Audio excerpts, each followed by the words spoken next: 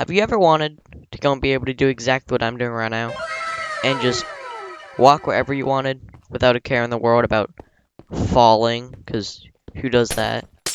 Here is how you do this. So, as you can see, I made a bit of a mess. So you may want to do this with a block that isn't glass. I'd recommend scaffolding as the block. But this is the command. I'm now going to explain what it means in this thing. Starting off, /execute just allows your commands to be a bit more specific. Then you can say @ because we need to say who this is happening to.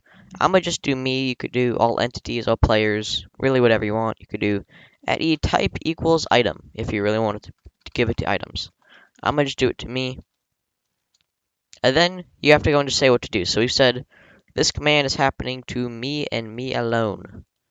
And what we want it to do is just fill in a 3x3 floor, one block beneath me. So to do that, we need to do run. So now this says execute @me, run this command. The command is going to be fill. And a 3x3 floor, we'll copy this, is essentially we need to take your position, then we need to go down one block because it starts at the feet.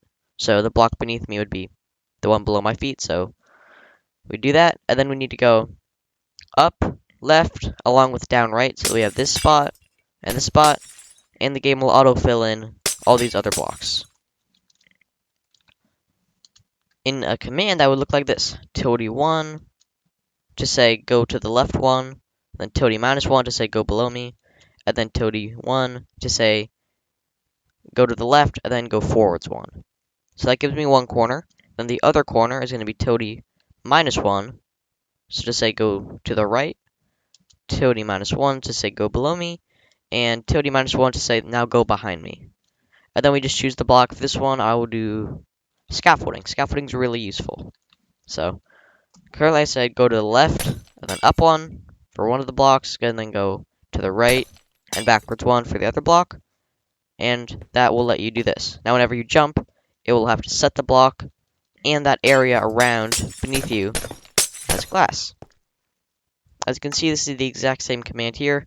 I can just change it to scaffolding, and now everything is scaffolding. Scaffolding is really fun because it does break, so it can be a bit harder to walk on, but since it breaks, it can just be really nice to use. So it allows you to stand still, but if you get moving, sometimes it doesn't. The best part about scaffolding is just that it breaks itself, and so it isn't a huge problem to clean up.